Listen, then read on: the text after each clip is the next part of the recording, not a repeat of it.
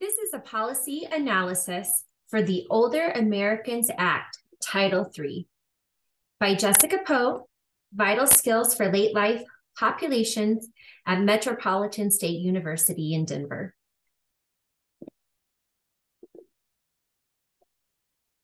The Older Americans Act, or OAA, aims to support older Americans in staying at home and in their community with dignity and independence for as long as possible.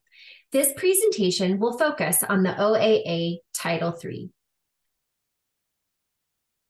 The OAA came into effect in 1965 under President Johnson's Great Society Initiative as a response to a lack of older American community social services.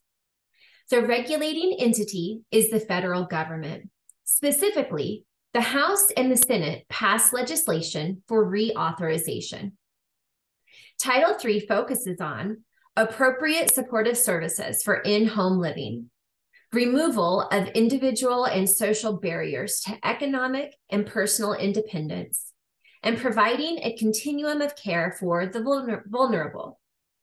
The population OAA Title III aims to serve is the 60-plus population and is now the main conduit for home-delivered meals, health and wellness programs, in-home care, transportation, elder abuse prevention, caregiver support, and adult daycare.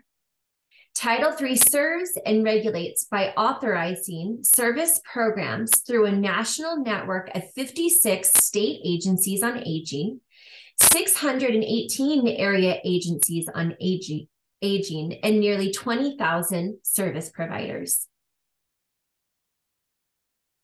The financial aspects of OAA Title III. OAA is federally funded, receiving most funds through taxpayer dollars. It authorizes grants to area agencies on aging and state units on aging.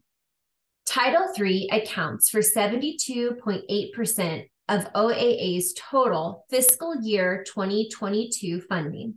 That's $1.584 billion out of $2.177 billion. Participants of OAA are encouraged to make voluntary contribution for services, but no denial is allowed due to failure to pay. OAA strengths and weaknesses. Strengths include virtual support is available for those who don't want to leave their home. Priority for funds is given to lower socioeconomic and marginalized populations, and it's used by almost 11 million Americans in the year 2022. Weaknesses include a rapidly aging population is eroding OAA funding, and there's currently a call for Congress to double 2022 OAA funds for the year 2023. OAA Title III in social work. OAA Title III is congruent with social work values. The value of service is to help people in need and address social problems. OAA helps the older population who are in need of services as they live out their lives.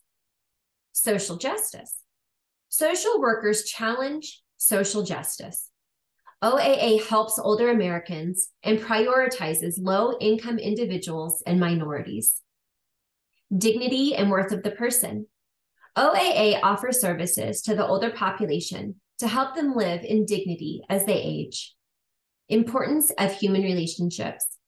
OAA helps older individuals live in their own communities, allowing them to maintain relationships they have built. How OAA Title III supports a social worker in serving the client, family, and community. Social workers want to help the client maintain dignity. Social workers want to help families, and OAA allows families of caregivers to use funds. Social workers want to help communities. OAA had appropriate pandemic response, including vaccines and virtual support. Social workers care about neighborhoods. OAA supports home repair assistance.